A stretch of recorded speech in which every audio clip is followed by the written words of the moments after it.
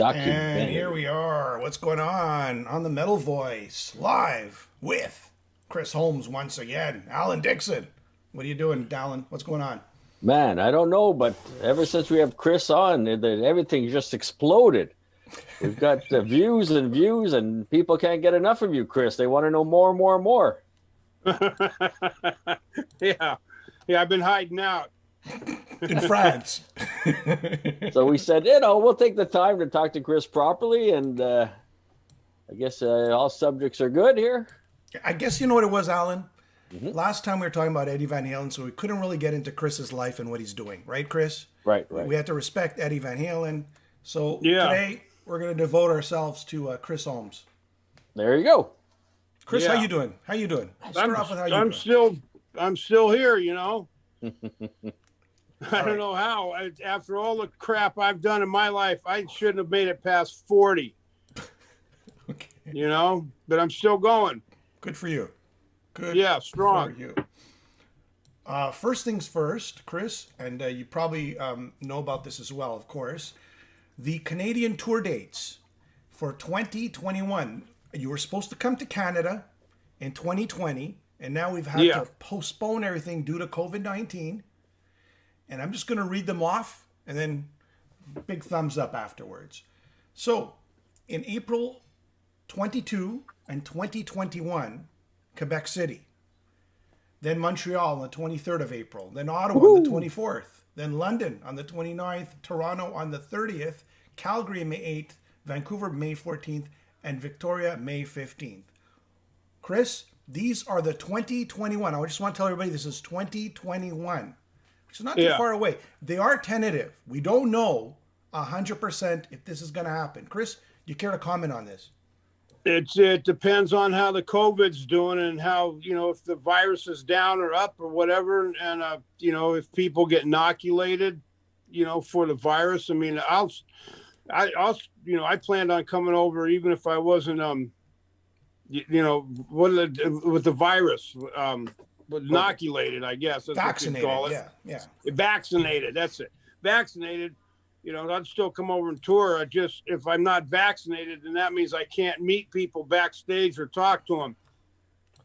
But if hopefully I get vaccinated by then, if they have the vaccine come out, in a few months or who knows, that's what I've heard. But, trusting all the media stuff, God knows what, if there's even a vaccine, right? Yeah. Time will tell.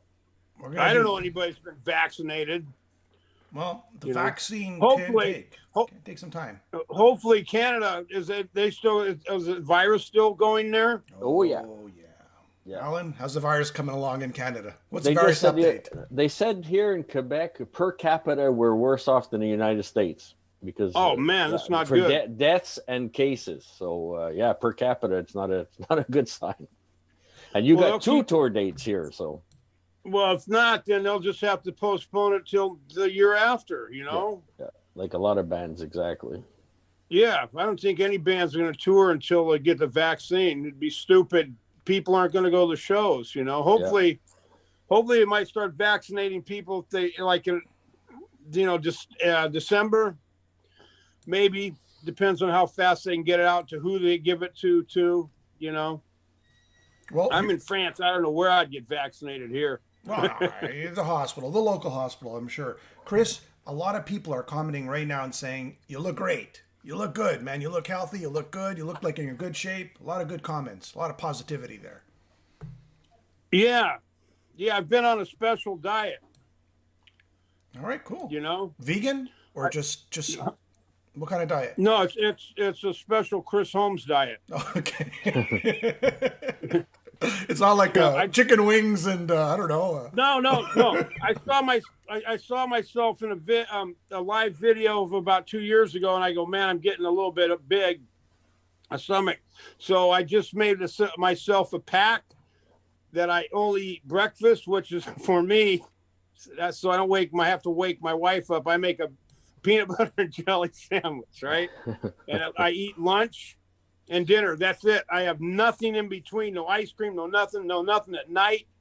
No nothing in between. No, I used to eat potato chips, ice cream bars, Ben and Jerry's, Hershey bars and crap.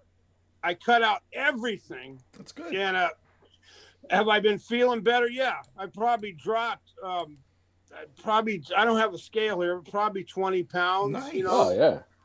Nice. Yeah, and I feel a lot. It's yeah. I just can't be a pig like I used to be all the time. Hey, Chris, I was rereading Lita Ford's book yesterday. She said you're quite the cook. Nobody makes a chicken chili like you do. Yeah. I used to love the barbecue, and then I used to like a pressure cooker. Mm. You know, you can throw a whole chicken in a pressure cooker. Yeah. And the meat comes off the bones, and yeah, I used to like to make the chili so hot nobody'd eat it. That way it'd stay in the fridge for about a week. I mean, I'd put in nothing but peppers, chili peppers, and the yellow ones, the jalapenos. Oh yeah, tons of those. Can't do that anymore. I can't do that. Did you say any bad shit about me? No. It's all good. So far, we're on a good. Things are looking good. Things are looking good so far. Everything's great. Chris, okay. That's rare. No. Did my ex say anything bad? In the book, no. He said you were a gentleman, and no, just that things didn't work out there. She had some, some deaths in the family that didn't help, and she called you a Viking the first time she saw you on stage. In the book, she says it's like watching a Viking. Well, that's good. Yeah. You know. Yeah. How would you rate Lita as a guitar player, Chris? On a scale of 1 to 10, let's say. As a female, just as a guitar player. I don't want to rate anybody. Say who's better than who. She's good. Yeah, she's good. She's a good songwriter. You know, she's not too many females sing and play lead guitar and everything at once. I mean, there's some girls that play lead guitar but they don't sing. You know, but she does the whole thing together. She's probably one of the best there is. You know. Yeah. Yeah, she's been doing it for a while. Good. She's still doing it. Still doing a good job. All right. Oh yeah. Tell us about Playing with Fire. We got a couple of stuff to talk about. Playing with Fire, this new single you released. You have Steve Grimmett who's singing on it. Tell us about the guests on this song and what it's about. Why did you record it? It's if you listen to the lyrics, it's about COVID. Okay. And it's about the government lying to you about the virus. They're saying that it's not. It's doing what they're saying. It's not very contagious and all that crap. They're playing with fire. That's what it's about. You know, who do you trust? Who do you blame? You know, who's going to die? And the singer and Mean Man sang the first verse and the part of the first chorus. The second one was Steve from Grim Reaper. Yeah, Steve Grimmett. The third one is Tommy Bolin, guitar player from Doro. Warlock. Yeah. He's a good friend of mine in LA. He sang on it. He screams on it. He asked me, Chris, you mind that? I go, hey, I'd rather have you do what you want to do. And then the fourth one is the guy that's going to play with me in in Canada, from Phoenix is Burning. Oh, okay. So, So the band that you had, like you had a backing band in Canada, right? And the singer is the guy who actually singing on it as well. I can look at him up. Yeah. Look up his name. I don't know his name offhand. I got you. I forgot his name. I don't want to say a name. No, I'll find it. That's what me and Alan are here for. With the research. Yeah. All right, cool. His voice is killer on that. It's the fourth one. Okay. And so is this, so you have a new album coming out. Is this song going to be part of that album or not? Or is it just a single? I didn't plan on it. No, I don't really, no. No, it's coming. I got to finish the record first. Okay. All right. I've gotten all the songs written and the ideas. I just need to record them. You know, that's why I got an Indigo thing coming out. Yeah. So we got the Indiegogo. Yeah. This is, okay, Alan, we're going to back up here a little bit. Now, the whole world is turned upside down. The whole world is turned upside down. Artists can't tour. They can't make money. Album sales just don't do it, right? So No. you're stuck between a rock and a hard place. Artists are frustrated. So you've done this Indiegogo to raise funds, and you could tell us the rest. Well, the way how I was doing the record before is I'd play live and I'd take all the money that I make, which is whatever, and put it into the recording. That's how I got the EP done. Because this costs money to record. Whatever, the studio and the people and the mixing it and stuff. And from the tour that I missed out this year, I was going to take that money and finish the record. No. But since I didn't get the tour, I haven't made any money. A lot of people think I made money from Wasp. I've never gotten my royalties or even my songwriting. Go look at the stuff that I wrote. I've never gotten paid 1 penny. Oh my gosh. 1 penny. And it's whose fault it is? It's my fault for not knowing the business, how it is. I trusted somebody, and after every album, behind my back, not with the record company, because your name goes on the label at the record company. I'm talking about when the album's done, how they split up the publishing with the publishing contracts, the publishing companies. That's where the money comes from. Yeah. I was never told about when that meeting was because the other guys in the band never wrote. Randy never did. Riley didn't. Rod, nobody. I was the only one. So I'm the only one that they have to screw over to get all the publishing. So I was never told. Then when I dug into it in about 2006 or 7, I went into the Sanctuary Music, had a lawyer go in to find out where my publishing is, and I was written in as a session player in through all the records. Oh boy! And if you don't know about it and not told and don't see, you don't know. So I trusted Blackie Lawless about that, and when I found out, it really kind of yanked me wrong. It yanks me wrong, makes me feel he was sticking a knife in my back from the first day, from the first album, and not telling me and being my best friend. And if it wasn't for me, he wouldn't be where he's at. I guarantee you that. Because your sound is a signature. Your guitar sound is signature to the Wasp sound that everybody knows. Well, go look up Circus Circus. That was Wasp before I got in the band. And I got in the band. He wouldn't be where he's at, and then he screws me like that on the publishing. It's all right. It's been a long time. It's something that I will never get over. I'll take that to the grave with me. Okay. You can see how pissed I'm pissed thinking about it. But anyway, that's the kind of person he is. And everybody thinks, wow, he's got the greatest. Yeah, he's got an outrageous voice, Blackie. Yeah. But he turns his back on his band members real bad and screws them. I'm the only guy in the band that ever came back to get screwed twice, which I did. I came back for Kill Fuck Die, and I was promised half publishing on that album. Didn't get crap, knowing that I couldn't get in to see what was written in the contracts. Of course, and just that's why I wrote the song "Two-Faced Motherfucker." It's about him. Is that on the new album or? It's on Shitting Bricks. Oh yes, okay, the last one, yes. And I got one on the new album. It's called "You Can't Handle It." It's called "The Truth." It says "You Can't Handle the Truth." That's on my new one. I'm gonna write a song about him on every album. Is there any sort of, if you got a lawyer, and I know lawyers are expensive, and sometimes you just want to leave the past as the past, but did you ever say, you know what, I'm just gonna go after what is mine, or is it just a done deal? The contract is the contract, and that's that. Well, you'd have to go into court. If it wasn't when it was settled, when the albums were done, it's done. So I'll never get any publishing ever off Wasp. That, you think everybody asks me about a Wasp reunion? Sure, I'd love to play a Wasp reunion if he pays me my publishing.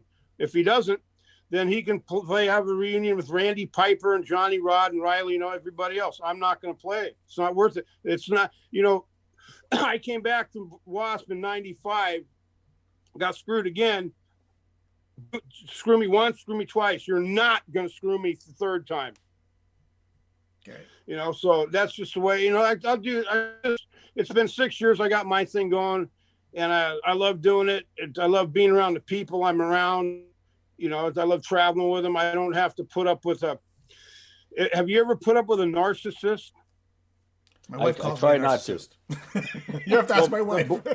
Have to ask my wife. No. Blackie Lawless is a really extremely. He's a narcissist, real bad. If you don't believe me, look at the second and third album, and then look at this. Look at the inside. What's that other one he did? Where he's on the cover on the cross. This one here? You're talking about the Crimson Idol? Command? No. Okay. Golgotha. Golgotha, yeah. Crimson Idol. Second album. Crimson Idol. That one. That's him on the cross. Yeah. Yeah, that's Blackie. That's him. If that isn't a narcissist, I don't know what is. A malignant narcissist. That was the whole band. That was the band. Look, second album. You know? And Second the next album. one. Then the narcissist comes out. Just And then me the on third the cover. one. Then the narcissist comes out. But and it's really, really hard to work with somebody like that because they keep you down so they can be up. It's exactly what Donald Trump does. Okay. Malignant narcissist. But I can't put up with the guy's crap anymore. It's not all worth right. it. So let's look at the positive. I know we could. That is positive. Okay. that's a positive. He's restraining himself. But because you've been screwed over so many years in Wasp, you can't tour. You need people to help out, or the fans to help out with this album, right? The what's it called? Not the Go Fund. Indiegogo. Indiegogo campaign. Indiegogo. So tell us about that and how you need the funds because it's the only way to survive. Well, it's the only way I can finish this record coming up. If not, then it probably won't be able to record it until after I go out and tour, and I'll be able to come back and pay for the recording and all that stuff. You know, that's just a reality of the thing. I could try to get a record label, but there's no more labels anymore. Yeah. You know, there isn't, and they don't sign. Nobody's going to sign and give you money to record with anymore. You know, I do have a documentary coming out called Mean Man.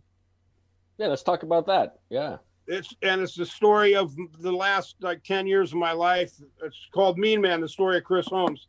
That comes out January 19th of 2021, which is pretty soon.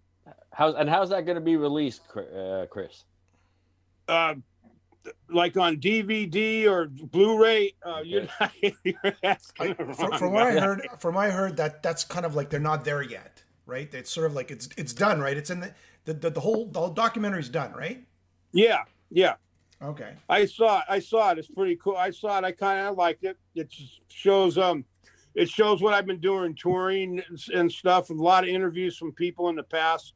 You know, it looks very like I saw the commercial and it looks like very good quality. It doesn't look like some sort of cheap made documentary. It looks like a really good quality documentary.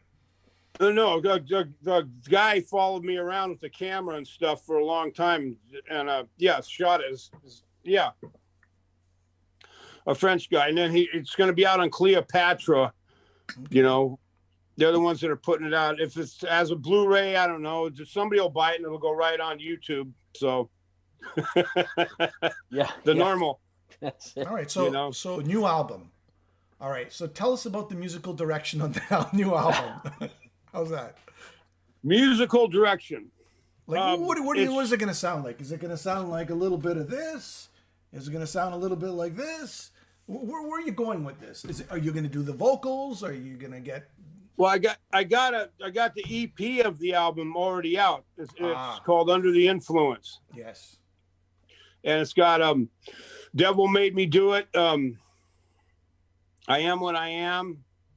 I'm trying to think of the other song. Okay, don't worry, no big deal. But it's gonna sound like that. It's gonna be just straightforward rock and roll, straightforward rock music. I'm gonna sing on all of it, you know. Okay, good. Okay. And if some people don't like my voice, hey, don't buy it. It's that simple. You know, some people like it, some people don't. This is just the way it is. Yeah. But how did you get Steve Grimmin involved in the what you just released, the single? I played a festival about a year and a half ago in Portugal. Oh, okay. And they Grim Reaper played, and I just met him there. And I met him years ago, at concerts here and there, but met him there and talked to him, and it's really, really cool person, man. It's a really cool person. I like him. We just called him up and see if he'd sing on. He said, "Yeah, I'd love to." And he still has the voice. I mean, we were lucky. Yeah, we were lucky enough to see him in concert, interview him a few times, and just a real gentleman. Oh yeah, it's cool. He just he had some problems with his leg and had to cut it off above the knee, but he's got the titanium thing. He gets up on stage and wails with that, you know. Yeah, it's quite you know, he's just quite the guy. I mean, you know, to suffer through all that and get on stage and you know, to still keep going, Steve's a great guy. Yeah. Well, it's a good thing they didn't cut his middle leg off. You know what I mean? Yeah. Well, he might sing higher. No, but he's got a heart of gold, man. The guy, Steve. Right. Yeah. All right, Solid. You want to? Oh, just getting back to the DVD, you said the last 10 years of your life. Now, unfortunately, a lot of people, and I've been reading up, I saw interviews with Blackie, and I read Lita's book. If we go back to the decline of the decline of Western civilization, the metal years, and that famous pool scene, was that really a joke? Like, you knew Penelope Spheris before the film? You knew her? So you were... I went to high school with a guy named John Neff, who was her boyfriend. Years before, you know, and I've met her a bunch of times here and there in Hollywood, and he's her boyfriend, and I just known her from there. And then she had done the first one, which was all punk rock. It wasn't filmed as good, you know, and then she called me up and asked me to do that. And was it real alcohol? Yeah, it was real alcohol in there. People tell me it wasn't, but why would I fake something? Yeah. You know, Chris, you were putting on a show, Chris, and giving her what you thought she wanted, or you were really acting like that because you were under the influence, as we say. That's called fucked up. Okay. Chris, I don't want to cut this off. I want to cut this off, but I want to get to, like, people are writing messages, and I'm sort of like ignoring it, and I think a lot of people want to say something to you. Well, first of all, a lot of people are saying, I want to be the first in line to see this documentary. Oh, Long live Chris Holmes, awaiting the third album. January 19th is my birthday. That'd be a great birthday present. Chris is the last of the dying breed, a free spirit in a truest sense. Headless Children rules. Ask Chris about the white Explorer Eddie played. That is his. Did we talk about that last time? Yeah, we spoke about that in the last interview. Yeah, it's all in the doc. There's a doc. If you look up my name, you'll see a story about the guitar thing with Eddie and stuff. There's some guy, the guy that did the documentary, did a little 3-4 minute clip of all the people in the movie that were from Pasadena. He has this guy Doug that has my guitar that has a Van Halen museum. He holds it. He just explains the guitar in there. Yeah, I actually came across that video the other night. Yeah. And he explains it very clips. well. It's actually clips out of the documentary. You know. Yeah. And here's some more. Does Chris know the guys from Sword? The band Sword from Montreal. No. Actually. No, I haven't been to Montreal in a long time. When's the last time you've been here? Do you remember? I think it was 96 or 97, right before Kill Fuck Die. Okay. I was there for an interview. I don't think we toured there. All right. Tell me about. I remember when I flew there. I flew from Japan to Toronto, and remember the comet called Hail Bop? Okay. Do you remember that? No, don't remember that. There was a comet called Hail Bop. It was in the air. I remember looking out the plane at it. Oh, wow. Yeah. I just remember that Hail Bop comet. It was remember Heaven's Gate? Those guys killed themselves when the comet came by. Yes. And all those left as Reebok sneakers or something. And you actually that was the last time I was in Canada, because I can remember flying from Japan. I was looking out the window at it for a few hours. Oh yes. Wow. Yes. Here's a question, and it's coming to this album here. Spencer Proffer, what was it like working with him as a producer? Was it tough? A lot of stories. Tough. No, he was great. He was great. He was great. Want to hear a funny story? Sure. So like, I always record. I never record too much where the cabinet is in the isolation booth when you look through the windows. I always sit in the studio where the mixing board is and run a guitar cord out to the amps. It's easier that way. You can hear things better instead of using the headphones. Mm-hmm. And I'm sitting on the side, and Spencer, he's in this big, huge lounge, not a lounge chair, but a captain's chair, and he's leaning back. And I'm waiting to record, and he's talking on the phone. And I'm sitting there waiting, and then another phone call, and I get mad. And I had eaten at this place called Astro Burger next door, and it gave me gas. And he was leaning back talking to somebody and Dwayne Barron was in the studio. He's leaning back talking to somebody. I'm mad now. I've been waiting for 20 minutes. He's still on the phone. He's leaning back, and I turn around and act like I'm picking a pickup. And my ass was about a foot from his face and let the rudest fart in his face. And then he got pissed and got up and split for about 2 hours.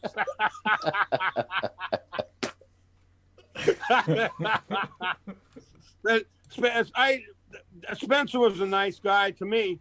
You know, he always treated me great recording, and he was fun to be with. He was fun to record with. I liked him. Okay, good. I don't know if it's still alive. I mean, you had that Quiet Riot. You know, they were sort of like didn't have a good time recording with him. Was it Kick Axe too, Alan? That Vices with Spencer? I believe so. Yeah. Yeah, I mean, there's that sound, that wall of sound that he had. They were on too, Pasha, right? so. Yeah. What out of Pasha? Yeah. Pasha Recording Studios. That's a Quiet Riot came in and sang on us on one of the songs on our album. You can tell they're singing on it. Oh God, I think it's the title track to The Last Command. The song "The Last Command." You have Sex Drive and Running Wild in the Streets. That song, "Running Wild in the Streets." Was it Kevin Dubrow? Oh, they sang where it sings all the way. You can hear Quiet Riot in there. Carlos and Kevin singing. Okay, cool. Chris, do you have someone's Oscar saying, how much musical theory do you know, Chris? I mean, have I know you had a guitar teacher back when, right? But yeah, but they teach you with tabs. They teach you blues box scales. I don't have any musical theory at all. I know what an A chord and an E chord is, but since I tuned my guitar down a half step, it's really an A flat, but you're still playing an A on the guitar. It's weird. I know what a major scale is, and I know what a minor scale is, and that's about it. Other than that, most of the stuff I play by ear, by what I feel. I play most everything by what I feel. Okay. Alan? No, I mean, I just finished listening to Inside the Electric Circus, and I mean, you're ripping on there, the guitar solo, your sound, and I'm like, well, how was it, Chris? Why nobody ever promoted Chris? Why wasn't he bigger when, Guitar Mags came out, top guitars, everybody's talking about, Van Halen and other guys that were hot at the time, but man, you can compete with anybody out there, you know what I mean? It goes back to working with somebody that's a narcissist. Okay. That's what my suspicion, yeah. I'll explain it this way. Well, if that's all hell broke loose when I did that thing with Penelope, because I did it. I didn't even tell anybody in WASP I was doing it. Dio, We're Stars? Yeah.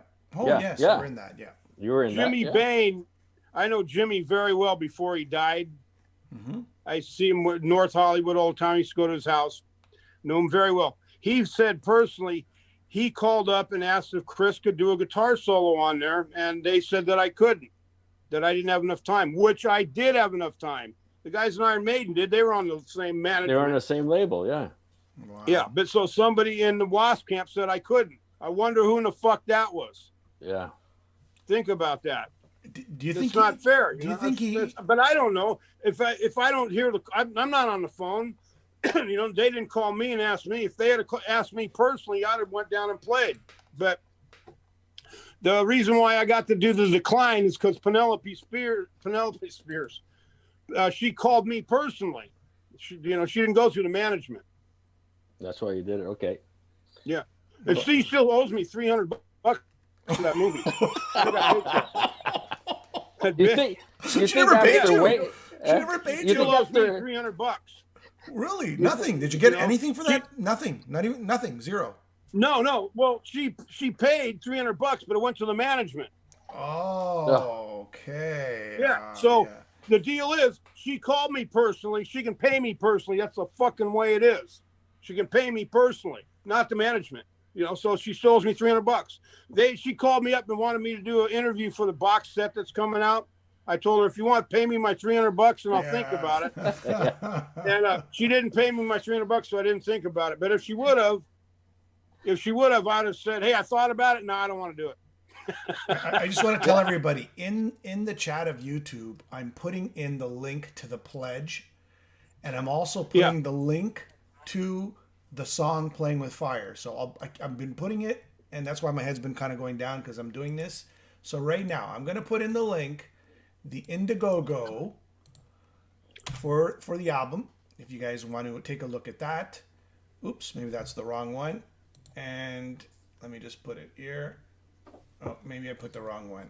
There we go. Playing Geez, with Fire. after ahead, she Alan. directed Wayne's World, do you think she'd have $300 to give you? You know, that was a huge hit.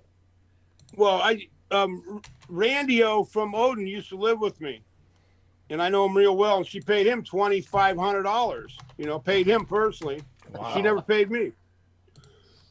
She never paid me. Probably went into Blackie's pocket anyway. You know, who knows? And Lita, in her book, she was there while you were filming. She says, you know, watching you and that at that time and saying in the movie, and Penelope, she thought you were putting on an act for Penelope. She's like, this could be career suicide, you know. But I mean, obviously, you had many years afterwards playing with Wasp. So, Well, I think she's got it wrong. As if she was there when I was filming it, wouldn't she be in the video instead of my mom? Think about it. yeah, okay. Think about that. Wouldn't she be in it? Yeah, you'd want her in it for sure, right? She would have been in it. So apparently she wasn't there when I was filming it. She was at when Penelope came up and showed me the script, the part of what they were going to put in the movie before they did, to give me an okay. And I said, I don't really care what you put it in. You know, nothing's going to bother me. You know, I'll run around naked. I don't give a shit. All right, so I found the link for the Indigo. Here we go. Have you seen the new pool scene I did in 2017? Yes. I redid it. Yeah. Yeah, that's a better one. It goes, hey, I'm still here. yeah. That's a great start. Yeah. Hey, Chris. Still going. Chris, let me ask you People were this. worried. Here's an offbeat question that I kept hearing a lot of over the years, and you probably weren't even the band in Wasp. Blackie kept canceling shows a lot of the times. When I was in the band? When you were in the band, did that happen too? Did he cancel No. shows? No. No. Okay.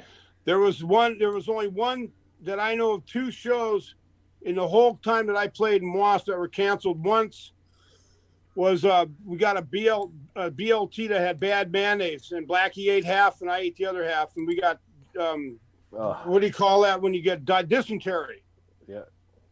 Yeah, I remember sitting on the bus. It was coming out of my ass and my mouth at the same time. Yeah. Jeez. And so we canceled one show then. That was on the Metallica tour. And then there was one show we had played in the Czech Republic, a festival on Kill Fuck Die, where Blackie he lost his voice. He got a cold and he couldn't sing. He almost lost his voice. So that was canceled. Other than that, there was never other one canceled. The only other cancellations, Motorhead got up and split off tour. Okay. I found the Indigo, and again, I'm just telling everybody that I'm putting the link. I was putting the wrong link at the beginning, but now I'm putting the right link. So just take a look at that link, and for the funding of the album. You know, the past couple of weeks, I've been looking on YouTube, some old interviews with you and Blackie, you know, and you were always there beside him. And, you know, I say, hey, these are the dynamic duos. These guys are a team. But very rarely. You wouldn't let me talk. No, you wouldn't. Anybody who watches says Chris is not allowed to talk, you know? He wouldn't let me talk. It seems that way. They asked me a question. He'd always butt in and give the answer that people didn't want to hear, you know? Yeah. And again, we got nothing against Blackie. We would love to interview him. We've never had the chance, but just look at this coldly. You say, hey, looks like Chris is not allowed to talk almost watching some of these old videos. And it's not just one. There's 3 or 4 of them over the years, Yeah. Oh, yeah. Yeah. How about here's from Careless Whisper says, please ask him his thoughts on Inside the Electric Circus, especially the deeper cuts. And you did participate a lot on this album, right? What do you think about it? I haven't heard it since I didn't even hear the mix of it. I remember recording it, and that was it. I played the songs live. Other than that, I don't listen to the Wasp music. It's because of what's happened with my publishing. I don't want to hear the guy's voice. I'd kill. It just yanks me wrong. It's a cool album, though. I think it's got a little too much reverb on it. Okay. On Inside the Electric Circus, and then, when somebody makes a decision, it's going to be me on the cover. It's not a band at that point, so I didn't like it. Okay. I like the Headless Children. I got to play all the guitars on it, except a few little riffs here and there that I didn't. I was supposed to come back and play, and I wouldn't. That's an album that I'm proud of. Okay, here's one. Here's one for you, Chris. Here's another one. I like this one here. Thomas asked, what does WASP stand for? Was it White Anglo-Saxon Protestant? Which I know it wasn't. But, WASP, what does it stand for? What was the meaning behind all this? I know that Rick Fox, back in the day when the band first was, before it was WASP, he claims to say that he named the band WASP, or that was the idea where it came from. Well, he was with Blackie somewhere, and a bee landed on him, and he goes, fuck, I almost got stung by a wasp. And then that's the idea of where the band comes from. Rick was in the band in the beginning, but where does a band start? Where do you consider where a band starts? Is it where they get together, or their first show? Okay. Or their first album? Or their first album, yeah. All right, so you're saying, so what did the name become? Like, I mean, was it just, okay, this cool name, and that's all it really is? It wasn't nothing more than that? It was White Anglo-Saxon Protestant. Wow. Okay. All right. Yeah. Was that Black? It says that on the song Show No Mercy. It goes, White Anglo-Saxon, a violent reaction. On Show No Mercy. Blackie sings, White Anglo-Saxon, a violent reaction. Something, right on Wasteland, right onto the Badlands. But I don't know if Show No Mercy ever made it on an album. It's probably on a B-side somewhere. Okay. Tommy says, please thank Chris and his wife Sarah for mailing me an autographed copy of Shitting Bricks and a personalized guitar pick of his. I am forever grateful. Tommy D. So some love from the fans. A lot of fans. You got a lot of fans, my friend. A lot of fans. You got a lice. I could keep going on questions, Alan, unless you have a question as I look for more questions. No. Well, why I am with the fans is because I'm still a fan, from day one. I never forget the times when I met people, went to concerts, was in the front row, Deep Purple back in 72, 74, whatever, when Made in Japan came out, concerts like that, who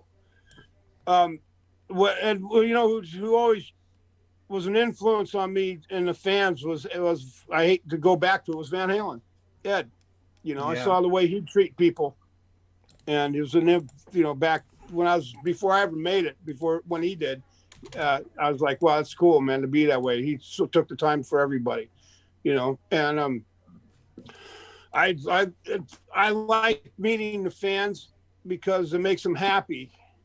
See a smile on their face, and I'll talk to most anybody. Is there any new bands you're listening to? Do you listen to current music? Is anything stand out to you? Any new bands or? No, I did figure a way to tape all the songs off YouTube that I wanted to hear.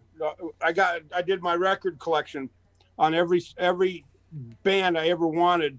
I spent probably 2 months doing it off YouTube. I recorded off the headphone jack, on a recorder. Yes. Chris? Yeah. So I spent hours doing. On one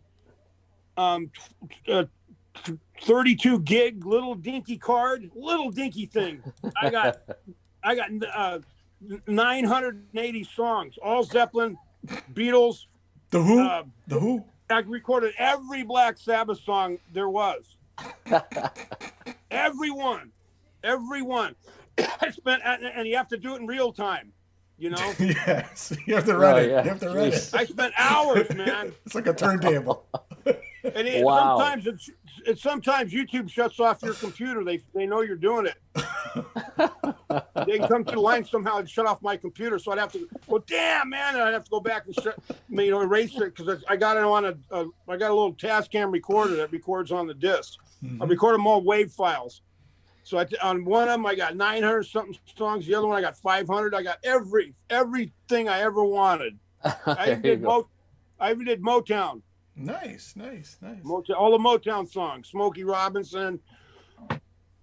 Mr. Brewer asks, did Chris meet Randy Rhoads? And then I know somebody else asks, you've auditioned for Ozzy when you auditioned for Ozzy, right? This is before Randy Rhoads was selected as a guitarist, correct? Yeah. Did I meet Randy Rhoads? What do you mean meet him? I lived in the same town. You lived in Burbank? I thought you lived in Pasadena. Listen, there's a place called La Cañada. It's in between Burbank and Pasadena. It's in the mountains. Okay. Yes. Pasadena and Burbank there's Glendale in between, but there's a place called La Cañada. It's where NASA, Jet Propulsion Laboratory is. Mm-hmm. And the town's built for all the scientists there. I lived in that town. So meet him. Yeah, sure, man. I hung with the Van Halen crowd, but I knew Randy, here and there. How I auditioned, Dana Strum called me to do an audition for Ozzy. It said I couldn't play any Black Sabbath songs. I was like, that's odd. I went up to a studio in Laurel Canyon with my amp and guitar, and I just played with no band, played for about an hour. Not an hour, about 20 minutes. And he was smoked some hash with one of my friends. And then that night, that was a Friday night, Quiet Riot was playing the Whiskey A Go-Go. And after the audition, it was Dana Strum from Bad Axe, the bass player. Okay, he plays with Vince Neil. Yeah. He was driving Ozzy around looking for guitar players, and probably my height could have scared him. Chris, how tall are you? Like 6'3", 6'4"? No, I'm 6'6". 6'6". That's what I thought. Yeah. Well, you're way past Ozzy. Being that tall is okay for certain things, but it's bad for a lot of things because a lot of musicians don't want to stand next to you on stage. Yeah. Blackie's 6'5", so we, it kind of worked that. Yeah. The last guitar player I had in France, he was 6'6", tall guy. Yeah. I'm only 5'8", so you're probably like the Jolly Green Giant to me. Alan's tall. Alan's a tall guy, so he's all good. Not what I'd say? 6'6" tall. Yeah, you know what I'd say to somebody that's shorter? Don't blame you. Blame your parents. I'm going to go blame my mom right after. Genetics. Yeah, call her up, cuss her out. How about Molly Crew? How about Chris? How about Molly? Go ahead, sorry. My mom was giving me shit about 12 years ago about something. I don't know what it was. She on the phone. She was nagging me about doing something. I go, Mom, this is a problem that happened. That happened 50 something years ago that you and Dad made, and I don't want to hear about it. The problem is you started. And she shut up. She didn't bother me anymore about it. This is all your fault. Yeah. This is a mistake you made 50 something years ago. Don't blame me. All right, I'm gonna post the link to the Indiegogo, and again, I keep screwing it up, but I think I got it right here. Boom! If you want to support Chris Holmes, please. We want some new music, and we want some great music, and it's definitely. And again, I will say this again: the Canadian tour that was postponed is now 2021, starting in April in Quebec City, Montreal, Ottawa, London, Toronto, Calgary, We'll Vancouver, keep our fingers Victoria. crossed. So what about Half Moon Bay? You mean Thunder Bay? Thunder Bay, that's what it is. Yeah. Thunder Bay. Yeah. Well, you know what? I think it's tentative. There's a lot of tentative stuff going on. They're not 100% sure yet. But I want to give a shout out to Kevin Michaud. And Kevin, he's done such a spectacular job at being the promoter, organizing this sort of tour for you that didn't happen but got postponed. So big shout out to Kevin. Kevin works so hard. I know he works with your wife and yourself. And, hats off to him, Kevin. Bringing artists like you to Canada from France, that's not easy to do, man. That's not easy to do. No. All right. Another question, Alan? We got No, so just comments are flying. If the virus is down and they let people come in and out of the country, I'll be definitely playing. But if it's not, then we'll have to postpone it back further. So what's your touring band in Canada? You're going to be doing a lot of the singing, or you mentioned you had a singer already lined up? I sing the songs that I wrote on my project, and then the bass player, you are to find his name. I think his name's Kevin. Kevin. He plays in a band called Phoenix Burning. Okay. Or In so Flames. Phoenix is burning. Check it out, everybody. Google that. Phoenix in Flames. Oh, Phoenix in Flames. Flames. Don't check out the first one. Check it. Phoenix. I'm going to look it up right now, Chris. Okay. I should have it written down somewhere, but I have it downstairs in my basement. It's all good. Okay. So anyway, go ahead. The new album will sound like this EP, Under the Influence, and the new album is going to be called Unbearable Influence. Okay. Yeah, because I'm an unbearable influence. Is his name Cornelius Black? Is that his name? No, it can't be. No. You want me to That's find his name out? That's a stage name. Yeah, I think you're looking at Let's Harry get his Potter name. sites, Jimmy. Where am I looking? Phoenix, Rise of the Phoenix, Sirius Black. You got them all confused. Jeez. I don't know. Anyway. Hey, Sarah! There we go. Sarah will know. Yeah.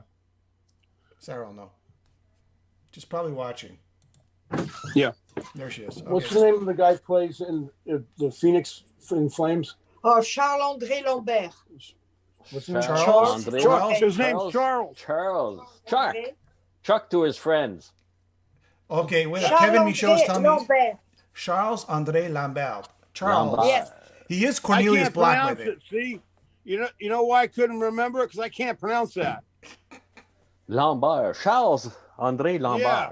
Charles. Anyways, by the way, his nickname is Cornelius Black. There you go. So I stand corrected. I stand Well, corrected. he's gonna be called- Cornelius Black. That's what it is. All right, He's Motley going to be Crue called question. Chuck. Chuck. You know what I'm going to call him? Chuck. Yeah. Okay. Yeah. All right. That's a good one. Chuck, for sure. Yeah. Okay, here it goes. Motley Crue question. You ready for Motley Crue? Oh. Do you remember back in the day, Motley Crue? Did you see the band? Did you see them rise? Yeah. What do you mean? I saw You were him. there. You were there, man. You were there. You Yeah. were there. Yeah, but they were cool. You know, they were more of a glam thing. Some people used to call them chicks with dicks. yeah. You know, because they look like chicks. They were almost like Poison in the beginning, and then they changed their image a little. You know, through the times, got harder, heavier. Yes. You know, Mick's the cool guy. Nicky's always been nice to me. Good. I met him when I met him when I was 19 at Theodore's restaurant around from Starwood. I had quit Sister, and I was in there after I think a Van Halen show or whatever at the restaurant, and he introduced himself, blah blah, and he just came in from Idaho, and he said something about, you know, because Blackie was in the Doll, blah blah blah, and I just quit Sister, and he's asking me why I quit, and I know why now, but I didn't know then. I just said I wasn't happy in the situation. He couldn't believe that I'd quit, you know. And then him and Blackie hooked up and made London. Yes. Okay. Yeah. That's right. Could he play Nicky Sixx back in the day? Could he really like? I mean, a lot of talk of Nicky Sixx couldn't really play as a bassist or a guitarist. I mean, was he limited in his capabilities? Well, in that kind of music, what do you call playing? One note, Yeah. you know? Yeah. How much is it? Put it this way, as playing like John Entwistle, no. No. Yeah. You know, but as for what the song's called for and the songwriting and stuff, he's great. An open E. That's what he's good for on Hey, bass. if that's what the song calls for, that's good, you know? Yeah, So he writes some cool stuff. Cool image. Nicky, he's always been fucking treated me like a brother. Good. He's always been fucking great to me. Always had a heart of gold towards me every time been around him. Yeah. And Him and Blackie had a falling out. Oh, okay. That was at the time of London, or? No, it was way after. It was after I can remember talking to Blackie about it. He says he didn't want to talk to Nicky because he was, doing drugs and this and that. And I was still like, I remember telling Blackie, just because he does drugs doesn't mean he's a bad person, Yeah. I mean, I've done them all my life, and I'm talking about narcotics, not smoking weed. Yeah. I've done them all my life since I was 13, really 12. LSD. So there's a time and place for everything. If you got to know where the fine line is on whatever. So, and then Blackie said he didn't want any of the drug addicts being around his life, so he blew off his friendship with Nicky. And I was like, that's kind of odd, But he's all, even though somebody has problems, who cares? I'm really enjoying 6 a.m. his post Motley Crue band. I mean, some of those albums and the songs and the musicianship, I think it's better than even Motley Crue in their heyday. So it's something I really enjoy. Well, the musicians in that band are a little bit different, than I'm not saying Mick Mars is bad. Mick's he's got a great killer sound. Yeah, he does. Yeah. You know why he's got a killer sound? Because he learned it from you. No, because his roadie was Eddie Van Halen's roadie. Oh, okay. Cool. Yeah, Rudy Laren. Cool. Oh, yeah. There you go. Cool. Oh, yeah. Chris, It all goes back to Van Halen. Here's a question from Brewer, Mr. Brewer. Did Chris get into a fight with Robin Crosby at the LA Forum? It wasn't a fight. It was a scuffle. Okay. And something was said, and I told somebody to F off, and it wasn't a fight where we were full on slugging each other. Okay. It was a shoving match, fuck you, and throwing drinks in each other's faces, and then they threw me out. Okay. Out of the Forum Club, because I'm the one with the bad, the Wasp, the bad guys or whatever. But Robin and I, we made up since then, Good. He was fairly tall too, wasn't he, Chris? Yeah. He was about 6'6". Oh wow, another big guy. Yeah. I saw him about 3 weeks before he passed. Was it was AIDS because of what, needles? Is that what it was? I don't remember. Yeah, doing heroin, being around the wrong kind of people, picked it up, sharing needles with somebody. Yeah. And then he died of an infection a staph infection in his spine. Ugh. Actually, Great songwriter. Last time I saw him, I went by to say hi to. I was getting ready to go to Japan. I went by to say hi to my drummer, this guy Robert Claysmat, good friend of mine. He's a drummer where Robin was living. I went by to tell him I'd be back in 2 weeks, and Robin answered the door. And, hey, he goes, what? So what are you doing, Chris? And I go, I'm getting ready to go to Japan. And he was weird. He goes, can I ask you a personal question? I go, well, how personal? And he goes, can I ask you how much you get paid? I go, whoa. I go, yeah. I go, right now I make $1,000 a week. And he goes, wow, $1,000 a week. And I go, Robin, before that, I only made $500 up to the Headless Children. That's it. Because I'd rather have all the money come after, to enjoy things. And he kind of looked at me and he goes, what are, he kind of got a smile on his face and laughed. He goes, what am I complaining about? He goes, man, I had $2, $3, $4 million and a Playboy wife and everything. He goes, man, I blew it all on drugs. What an idiot. And he started laughing about it. He was totally cool about it, Chris, whose idea was for the raw meat and Wasp? Whose idea was this? Today, I think in today's day and age, you could not throw raw meat in the crowd, right? Why not? I would think bacteria and the virus. There's just so many sort of do's and don'ts, and I don't know. It's more politically correct. The girl today. on the rack might create more. Today of a might be like a controversy. plastic, piece of meat. But what was it, like a roast? Whose idea was this? I mean, back then it was pretty edgy. We had a box made, and it was painted red on the inside, black on the outside. Said raw meat on it. we'd get just a raw steak, and then we'd get the stage blood and pour that, so it was real bloody and gross. And then the meat was like in chunks, chunks of steak, and when it's dipped in the blood, it gets really gory. When in the band Sister, Blackie used to eat worms, to flip people out. He wanted to outdo Alice Cooper or whatever. So he used to light his pants on fire, and then he gave it to Nikki Sixx. He gave up and here, you can start burning yourself. I'm sick of this. Well, that's because all of the acts that were in Sister, didn't want to do anymore. Yeah. In fact, Sister had the pentagram logo. Yeah. That Motley Crue took, from the old days. Right. All right, Iron Maiden stories. Michael wants to know, do you have any Iron Maiden stories? Yeah, good or bad? Well, good. Let's stick with good. Well, then we go bad after, but good for now. Good. Well, I used to travel on Iron Maiden's bus. Steve and Bruce, they had a bus, and then with Nico. And then Dave and Adrian had their own bus, and I'd travel on Steve's bus, and they loved me because my personality, what the way I am, California. They'd have all the alcohol on the bus, and we'd go crazy flying down the highway. There's one time they had to hide me on my bus because I forgot my passport. Tour manager had it on the Wasp bus. Okay. And I had to hide in the bunks going through the customs, and they didn't come on and check. How could they not find you? Yeah. Huh? You were so big. How could they not find you? How could they not find you? I went and head back in one of the bunks. And they were just like, stay here in case they come on the bus, but they never did, Okay. And so anyway, there was a few times on that tour where I didn't fly. I'd rather go on the bus, and so let's say you're in Paris and you got to play Portugal. That's a day and a half drive. So everybody would fly. Since I went on the bus, the airlines, the money for that would pay for the better hotels. I'd stay in Iron Maiden's hotel. Okay. Travel with them. Okay. Because at that point, if you're on the Wasp bus, you have to do what Blackie wants, where he wants to go, do his thing. So, and on the Iron Maiden bus, they let me be me, Oh.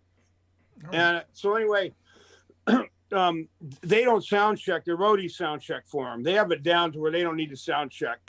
But Wasp would have to sound check.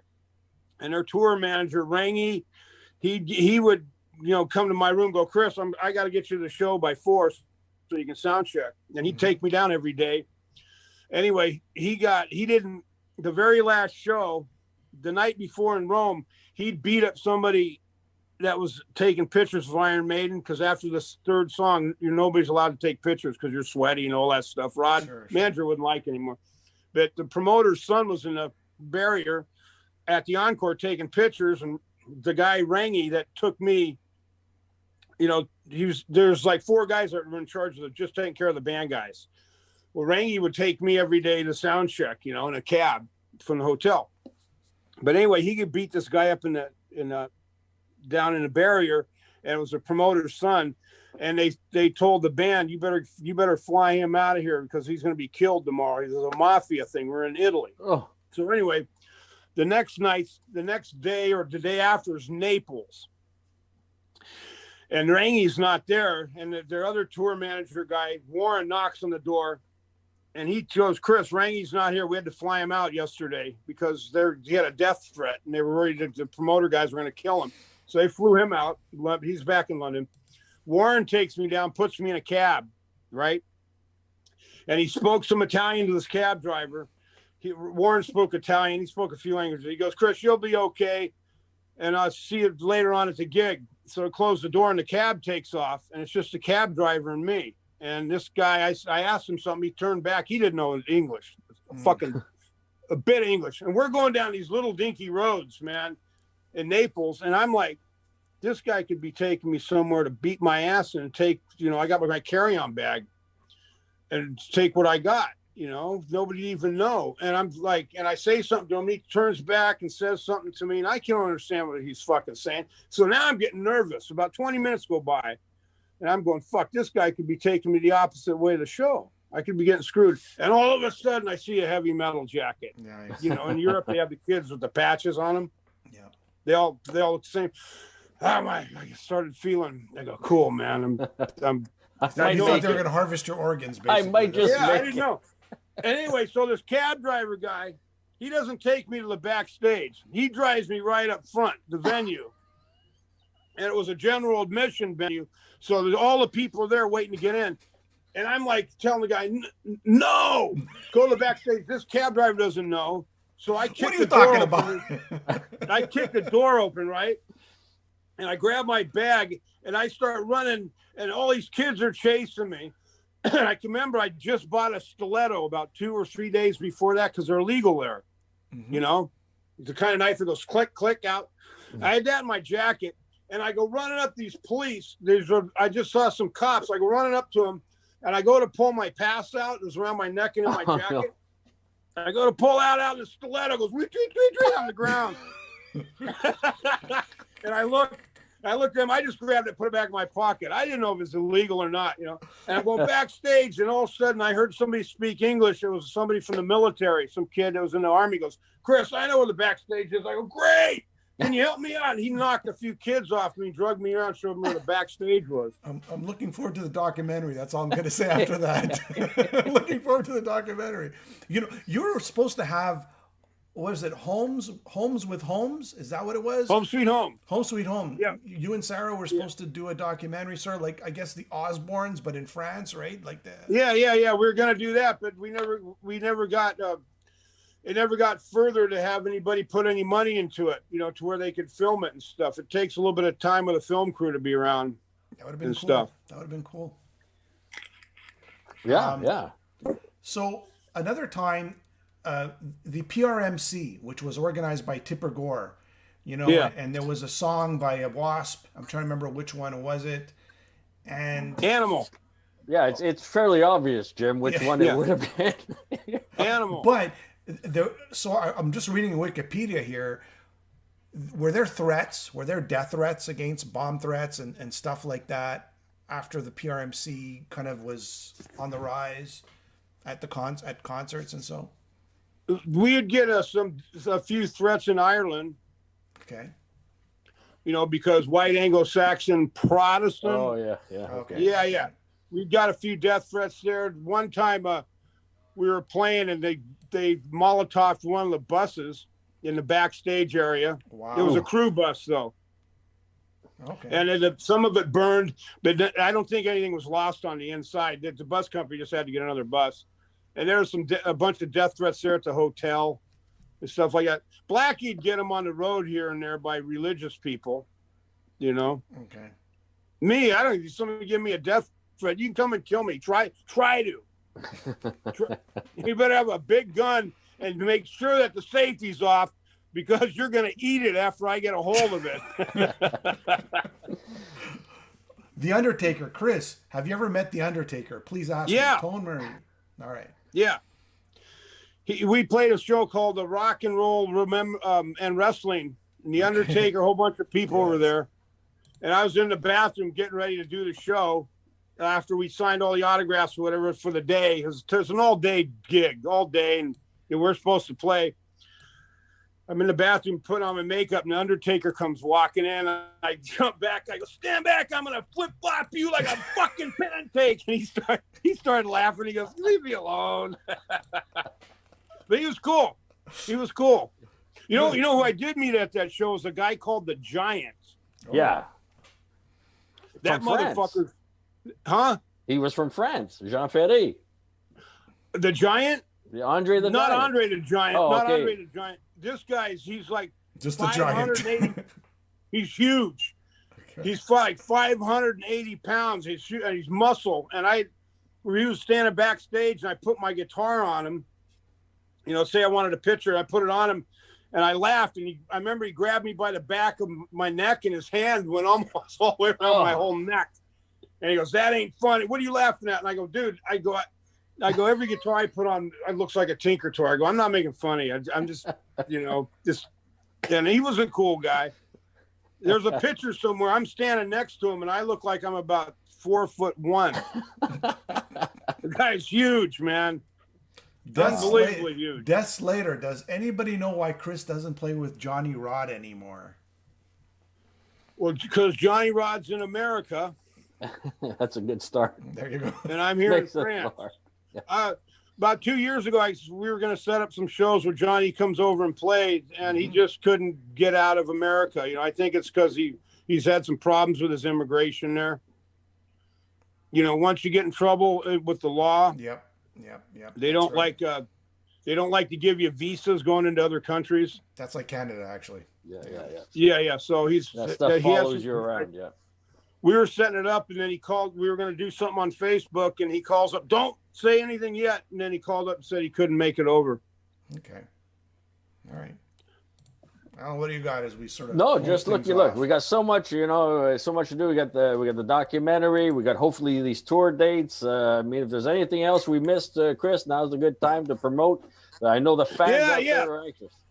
Anybody, if you want to help me on my record, $10 was good. Whatever, if you can, you can't. It'll help me. If I'm not going to make a threat to anybody, whatever. But if I don't get enough money to finish it, then I gotta wait till I tour to make the money to finish it. You know. Yeah. Not an That's ideal just situation. that's a reality.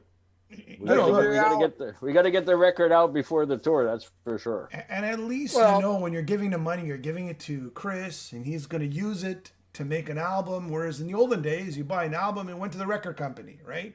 And you don't even know if the artist would get royalties, right? At least you're getting the money to keep it going, keep that musical, that cycle going, right? Yeah. Well, it's not like I play money and make a lot of. It's not like I make a lot of money, and to your point is, like when when you're in Wasp, and people probably think you're a millionaire, right? A lot of people think that just because you're a famous guy, they think you're a millionaire, and by default. Yeah, but going to the crossroads and paying off the people that you work with, Yeah. You ever heard of the crossroads? Yep. Yeah. So, and then just trusting. My main thing is I can never tell anybody out there. Where's the thing? Yeah, anybody out there. Listen, if you're a musician, don't trust your brother, your mom, your dad, anybody about if money comes in a situation. I did, and it didn't ruin my life, but I've lost everything. All my songwriting and stuff in Wasp, I lost it all because I trusted somebody. DTA, don't trust anybody. Make sure you look up on anything you sign, all right? Don't end up like me. Get a lawyer, right? Always get a lawyer. Fine print. A lawyer wouldn't be able to help me. No. I'm just saying if you sign anything, right? I had a lawyer go in and check it out. The guy, the big England guy, and he just went. He went, by the time, if you went to court and this and that and this, by the time you'd get paid anything, you'll be about probably 95, I estimate, probably 100.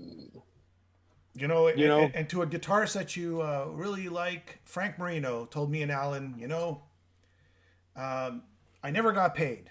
He never got paid, and the record company goes, oh, you don't like it? Well, sue us. And you just can't sue a record company. It's just, it's... You ever seen Frank Marino? Well, we've spoken to him, sure. Yeah, we've spoken to him. We had and I saw him live as well. Fuck, I saw him a few years back. He played the Canyon Club, and he's a killer player, man. He's big influence on me. You know what? Big influence on me, man. Sound. Land of a Thousand Nights. Ever heard that song? Oh yeah, what a crazy! Oh, amazing. Oh yeah. Just juggernaut. I got that on my card. There you go. Did you see Frank in the 70s? No. No. I heard about him and listened to his records, but never got to. He never really played the West Coast. Okay, yeah. He did a lot of festivals back in the day. Texas Jam. And he stopped. And he stopped in what was it, Alan? In '84, he kind of goes, "That's it, I'm done." Yeah, after his biggest selling album, and that's it. I'm out of here. He went out on top, like he said. Great guitarist, man. This guy's. Yeah. I would call him iconic. Iconic. That's the word, right? Well, he plays a certain style of pentatonics, like Joe Balsanama, whatever the guy's name is. Bonamassa. Yeah. Bonamassa. I can't pronounce his name yet. Plays like that style. Really good. That's what Bonamassa got his style from Frank Marino. Yeah. Oh, yeah. That's what it sounds like to me. Frank Marino. Bonamassa, whatever. That guy's killer, man. I've watched a few things. He can. Yeah, he can play it good. You have like Frank Marino and you have Uli John Roth at the opposite ends, sort of like in the Atlantic Ocean, and they're sort of similar in a way. They just some great sounds, some great guitars, just off the charts, man. I saw Uli about 2 years ago. Yeah. In France. Oh, he's amazing. I saw him too. He's great. Got to talk to him for a while. He was great to talk to.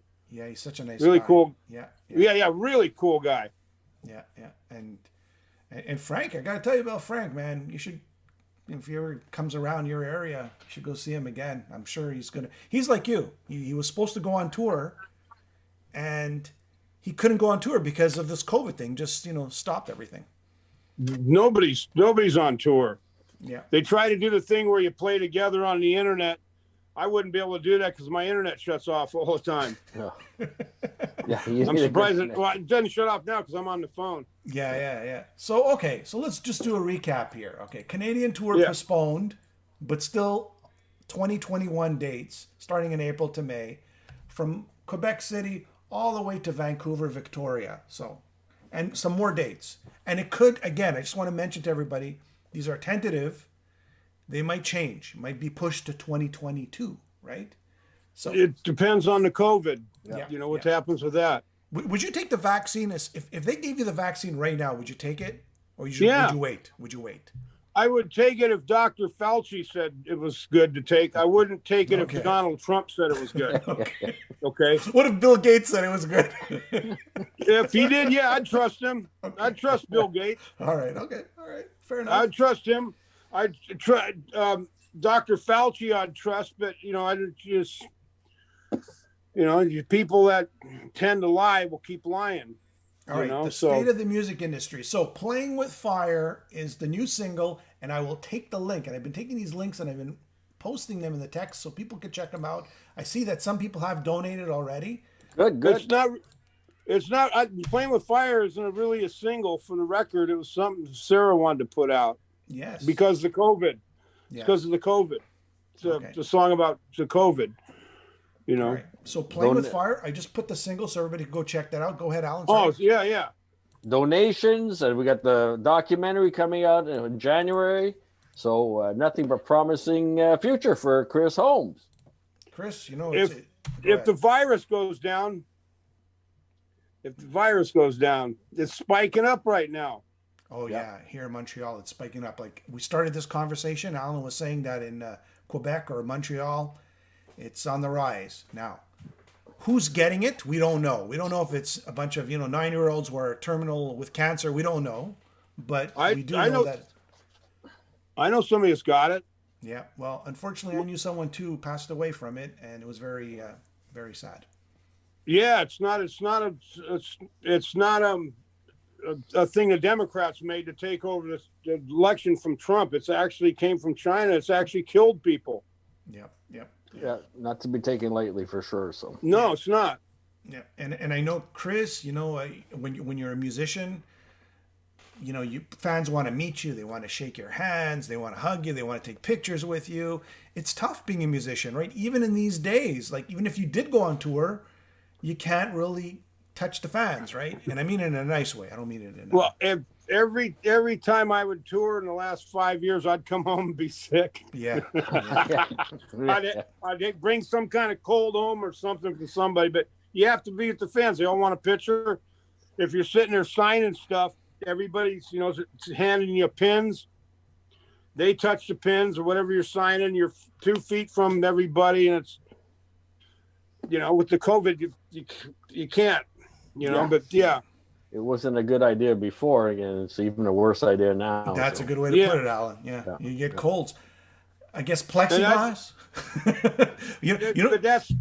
But that's how do you take pictures like that? It's not worth it, No. Do you still get a kick out of meeting the fans?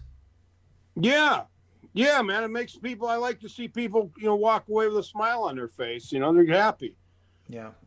That's cool. After all these years, it doesn't wear off. I guess for some artists it wears off, but I've always liked talking to the fans. Blackie hated it. He hated me even talking to him after shows. But I always did because you get information from him. and they're fans. You know, they want to meet people. After every Iron Maiden show, the manager would make Iron Maiden. Well, this is in the old days, but he'd make them go out backstage. Everybody in the band would stand there and sign everything until there was nobody there. Wow. Yeah. Yeah. Well, it paid off. All right. So documentary, new album, everybody, you know, go to Indiegogo, support Chris Holmes, you know, and we're saying that in the kindest of way. We're not forcing anybody. And Chris, always a pleasure to have you on. It's always a treat. I love your honesty. I think everybody enjoys your brutal honesty and, of course, your music. We'll talk again. Alan, closing remarks? Yeah. No, thanks again, Chris. It's always a pleasure. And like you said, always a fun time when we got Chris Holmes on the show. All right. Thanks a lot. All right, guys. All right. Later. Bye. Merry Christmas. Thank you. Yeah, we'll talk. Merry Christmas. I'm sure. Every day. Happy Halloween. Christmas. Happy Halloween. All right. Thanks. Bye. Okay, I'm shutting her down here.